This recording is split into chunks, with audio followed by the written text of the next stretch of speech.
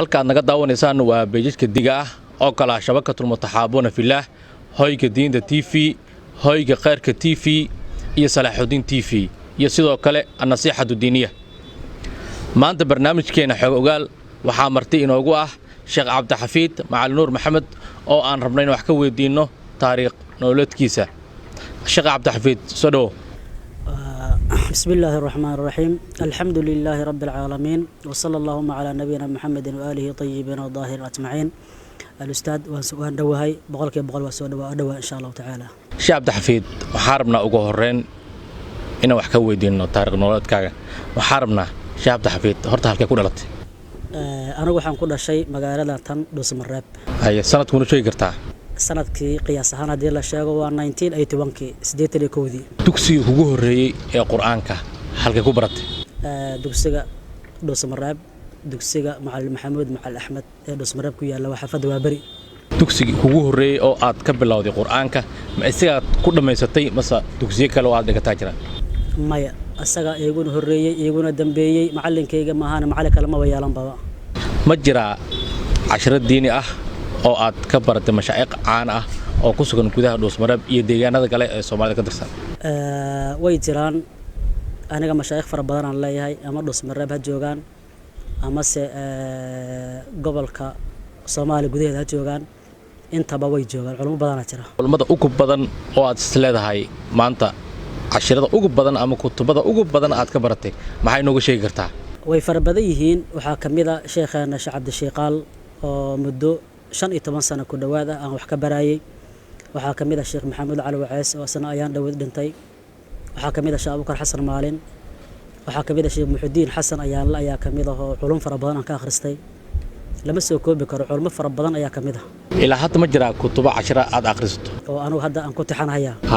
hadda maya ma jira cashira adiga aad bixiso oo aad masaajid ama xalaqaad aad ku bixiso taas waa diyaar arbacadii ugu dambeeyay oo aan cashar akhriyay marka way jiraan casharo fara badan oo akhriyahay way jiraan okay halkee ku akhrisaa waxaan u badanahay saldhig oo yahay Mareer Gur macadka aad wax ku barto magaceed waxaa la yiraahdaa madrasatu Daarul Culum inta aad dhiganaysay dugsiga Quraanka hadii aan dib u laabano ma jira caqabado ku soo food saaray oo aad istira Allah ilaahay Quraanka ma sii wadi kartid maya sababtu ay tahay aniga aabahay iyo hooyaday la deganay lana joogay ilaa haatan aan la noolahay marka ayaga agtoodan ku soo korayba wax caqabad marka laba kulmay bi fadlillahi ta'ala haye ma jira sidoo kale dhibaatooyin ama dhibaato kale oo aad kala kulantay Quraanka maadaama dadku ay yihiin qaar ay yihiin kuwa Quraanka xifdiya qaar ku adeeg yahay qof nuucay ay ahayd sadaamo runta fiicane Quraanka waxaan ku ahay xaafid waana jeclaa ila macallinkayga oo yiraahdo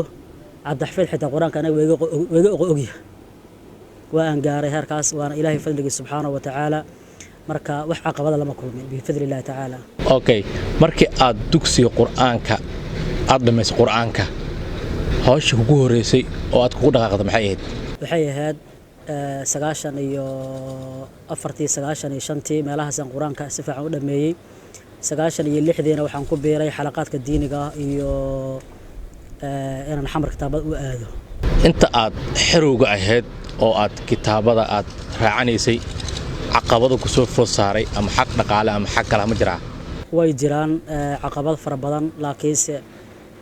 haba dhaqaalaha u bateen laakiin sida badan waxaan jecelahay inaan ka soo gudbay oo ku soo guuleystay ayaan jecelahay waxa ay soo martay 48 saac oo waxaan biyahayn aan arkin ay soo martay marka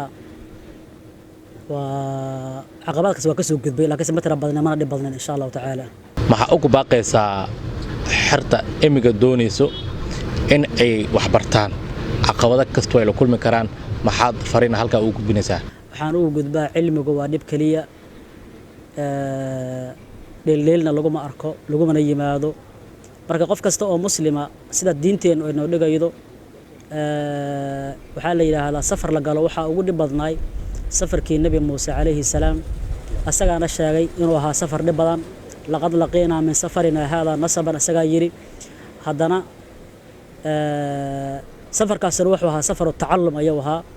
marka in safar kasta loo dul qaato tacliimtan loo dul qaato waan ugu baaqa insha Allah ta'ala laguna dadaanana